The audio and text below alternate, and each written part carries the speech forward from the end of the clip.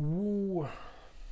What's up, everybody? Welcome back to another episode of QuattroQuattroDos. Once again, this is your boy Cristian, and today we're going to be talking about a couple things. We're going to be talking about the MLS. It's coming back, so we're going to talk about the opening games, and also we're going to be talking about the Vote League because, as you guys know, QuattroQuattroDos as a show sponsors Internacional Soccer Club, one of the teams that takes part of the World League, and which I am actually the captain of the team. So we're just going to talk briefly about that as well.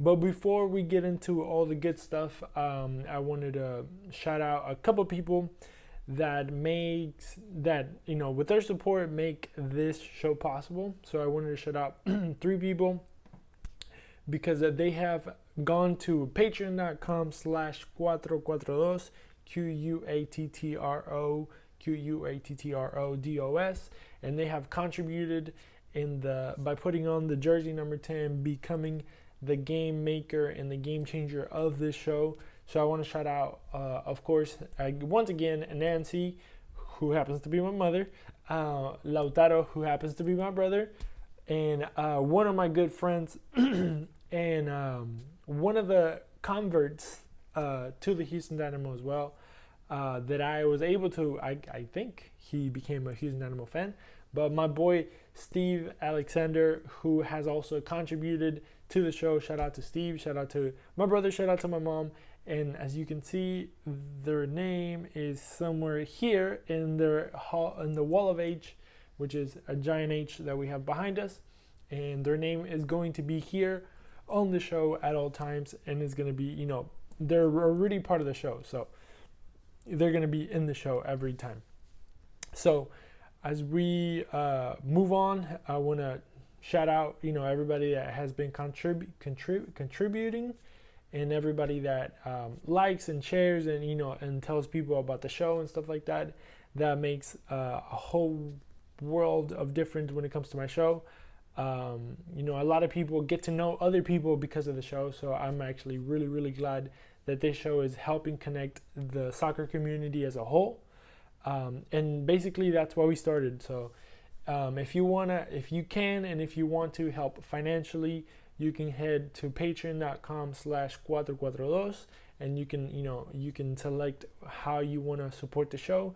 And also you can always go to the social medias and also try to engage there with the show as well. So thank you again to everybody, and will be receiving a little painting like that as well. Shout out to my boy Pesos, my boy Edgar, that got a painting too. He commissioned a painting from me, and he got one of those. If you go to I think it's on the Instagram, you'll see that I actually got a little inspiration from the Mexico 98 kit, and that's where it came from. But other than that, if you want to get those, actually just hit me up and then we'll do that. So enough of all the the good stuff. Let's get on to the other good stuff. Let's go talk about the MLS, about these starting games that are coming up here in maybe a month. If you're listening to this on the 16th or the 17th of March or 18th of March, it's literally going to be a month, and I am very, very excited because we'll be able to get back into the stadiums once again. They bump up the capacity up to 6,000 people at BBVA, and thankfully for us, we will actually be hosting, or the Houston Dynamo will be hosting, the first soccer game of and when it comes to the MLS, because the Houston Dash would have played a week before, so shout out to the Houston Dash. But the Houston Dynamo will be hosting the San Jose Earthquakes, so it's gonna be like a throwback, new school, old school type of thing. It's gonna be the first game of the first fixture of week 1 of the MLS. It's going to be Houston Dynamo against San Jose at 7 p.m. So shout out to everybody that's going to be it's, shout out to all the supporter groups, El Batacion, Texan Army, The Surge, Bandera Negra. Who else am I missing? And just anybody that, gets together in a group and arranges some type of festivity or something. Shout out to you guys.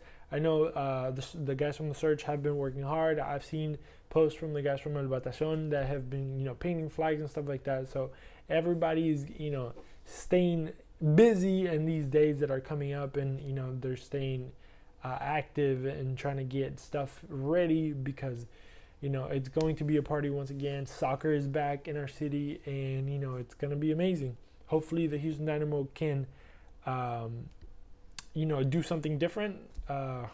Obviously, we know last season was kind of shit. So hopefully this season we'll be able to turn it around, new faces, new players, and stuff like that.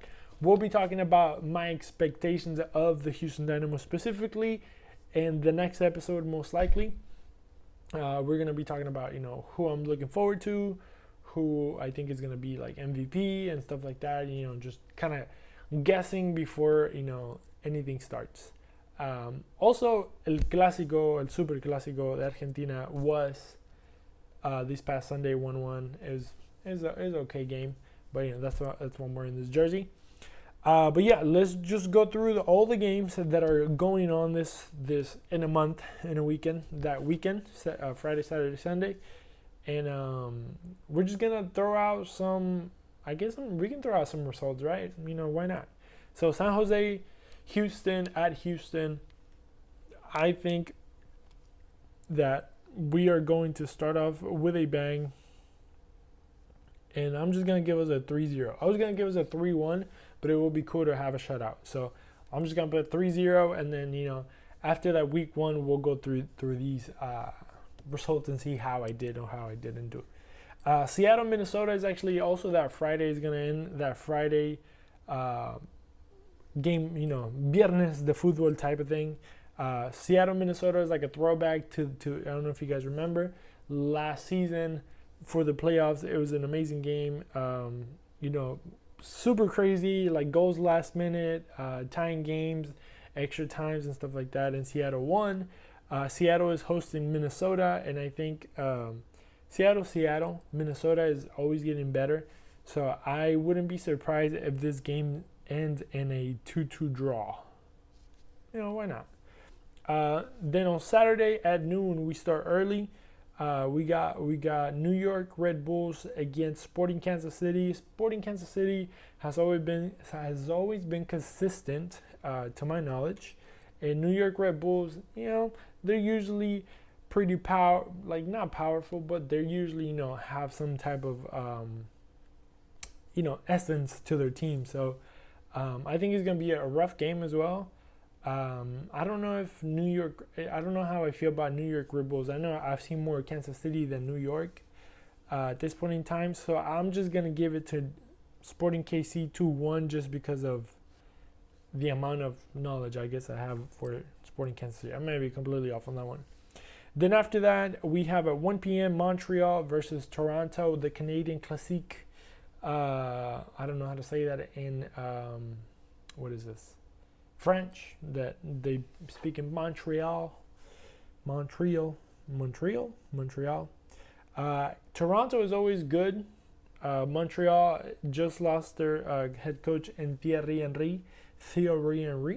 Unfortunately, he had to go back to England because he was separated from his family basically, and unfortunately, this would have meant that he had to go almost another second year without his family. So very understandable, as a family man myself. I understand that seeing your kids for a long amount of time, even though it is the beautiful game, sometimes family becomes first. So they just got a new coach. They got a couple players. They got Kiki Struna from the Dynamo. They got, what was this guy? Kyoto from the Dynamo. That, problem children.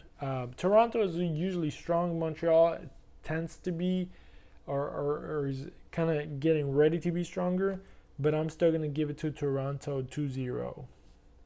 And then we have another really good game, Orlando ATO, like the Southern Derby, the Dirty South Derby. is going to be in Orlando, and we know that Orlando usually, or not usually, but lately has been doing pretty good with Oscar Pareja, their coach, Pareja, who has brought them and pushed them, like to the max. And now Orlando is going to have Pato, and Alexander Pato, I think it is his first name. But Pato, if you guys don't know, he's a Brazilian guy that played in AC Milan and stuff like that. He's really, really good at his time. Now he's kind of like on the backside of his career. But he's, these people, like, you can't count them out, because they were game changers in their prime. They still have that in them, obviously he's different, but I don't even think Pato is that old. But also ATL has, what's his name of this guy? Frosted Tips. I forgot his name, but you guys know what I'm talking about. Venezuelan striker. Dang, I had it and it just left my mind again. Venezuelan striker, he's just full speed ahead, like super, like killer in the box, out of the box, amazing finisher. And y lo tiene de hijo Orlando. Like, he's always scoring in Orlando. Orlando is like his stepchild. Dude, his name keeps popping up and going away in my mind. I'm gonna, like, as soon as I hear it after I'm done recording, I'm like, God dang it, I should have known. But yeah, I think ATL and Orlando is going to be a really, really tough game. So I'm going to do another 2-2 on that one. I guess all these tough games, I'm just going 2-2, so. But it's okay. Then at 4:30, we're going to have another interesting game, which is LAFC, one of the strongest teams in the MLS lately. With Diego Rossi, with Vela coming back, and a bunch of other players that they have acquired and put together in the team. And they are receiving or hosting the newcomers of the MLS, Austin FC. We still don't know much about Austin. We know the number, or not the number, but the name of the players, and we know that some of them are bigger names than others, and that they are kind of putting their team together to be very competitive from the get-go.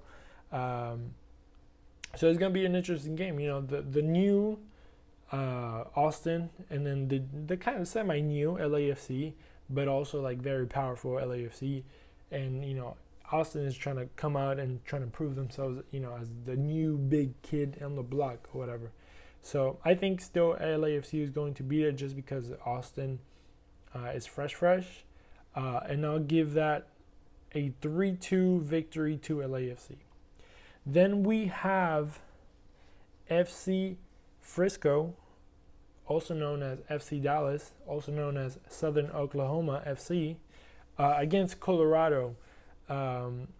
Unfortunately for us, the Houstonians, FC Dallas lately has been putting really good product out there, and also out on the world.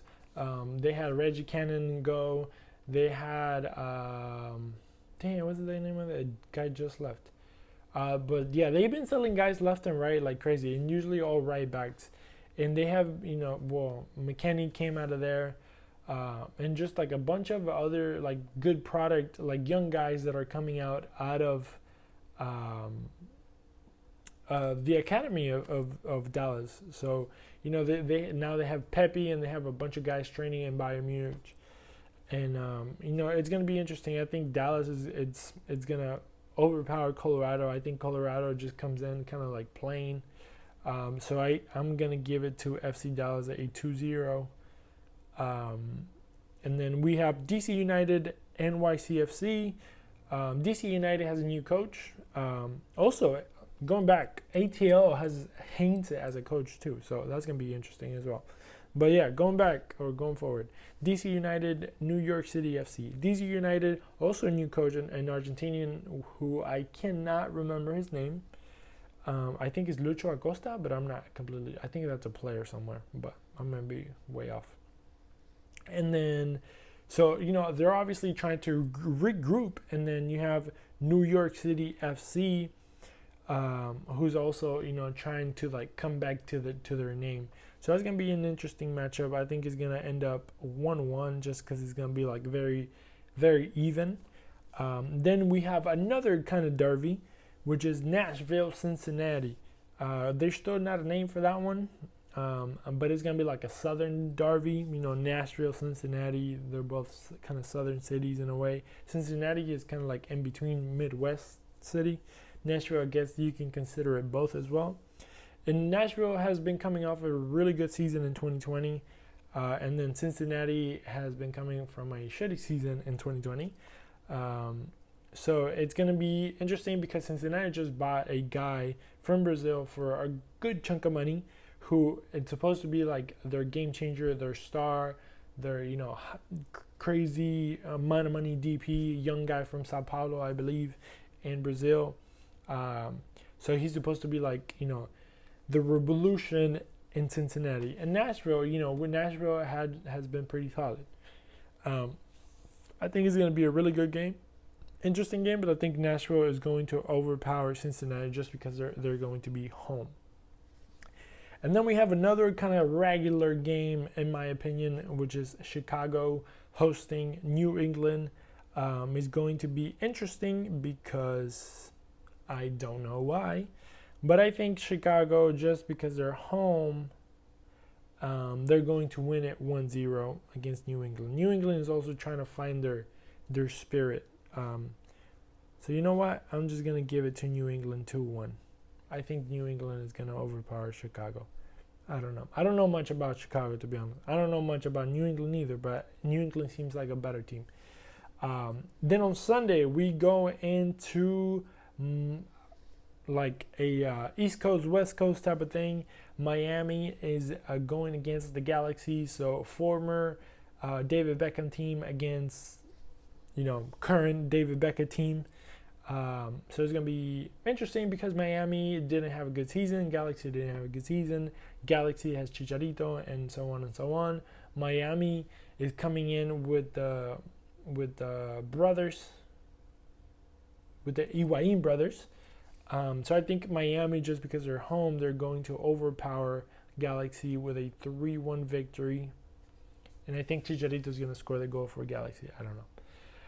Then we're going to have probably the best game of the week, which is going to be Columbus against Philly. Columbus coming off of a great season, obviously, winning the MLS championship, winning the MLS Cup. And then the Philadelphia Union coming from another great season, kind of short of the Columbus one, of course. But they won the Supporters' Shield. So it's going to be like a MLS Super Cup type of thing. The champion of the MLS, the champion of the Supporters' Shield, meet head-to-head week 1. It's going to be interesting because both teams they seem to be getting stronger and stronger, not weaker. So it's going to be a tough one, and I think it's going to be a shower of goals. And so I'm just going to put 2-2, but I wouldn't be surprised if it goes higher than that, to be honest, on either side, especially with Columbus having Celarayán, and he's just being a great star. And then we have, to finish off, a Cascadia derby, or one of the three, Vancouver-Portland. I'm always biased towards Portland because, I don't know, I just think Portland has a better team. Vancouver is trying to get their name out there, trying to get their feet under them, and trying to get back into the MLS as a powerful team, being that Canadian team. They're trying to get back in it. But I think Portland is going to beat them 2-0 just because it's Portland. And that would be the end of week 1. We'll come back and revisit these results in the prior week. But for now, this is how we're gonna stay. So now let's go to commercials. Boop, boop, boop. And now we're back. So if you're listening, you probably heard the commercials. If you're watching, you obviously don't have commercials. And right now I want to talk about the Volt League. The Volt League, if you guys don't know, we played every Sunday at Sports Creek. This Sunday that just passed, we had week 1. And I actually have a little, I have the jersey here. But first of all, I wanted to give a shout out to Seba, the creator and mastermind behind Volt League, who did a giveaway the week before it started. And I was able to get and cop and win this beautiful West Ham black jersey, all blacked out. Look at this beautiful thing. And I'm only like not partial, what's it called? Like sympathetic of West Ham just because of one person. And I think if you know why, it's Boca related and it's West Ham related. And it's about a guy that went and played in Manchester. So if you guys know, leave it in the comments. I think it'll be super easy to figure out. The guy's still playing currently in here. I just gave you enough. So if you guys know, what I love about this jersey is you can't see it in the camera as well, but I don't know if you can see it, but it has like the two hammers all over the jersey, and it's just, I think it's a badass. I'm a lover of details, and I just love that detail in this jersey. So shout out to Seva, shout out to everybody at Umbro, shout out to West Ham United. If you're a West Ham United supporter, let me know, and let's chat. Let's talk about some West Ham, and let's talk about the glory days of this one certain player that we're talking about.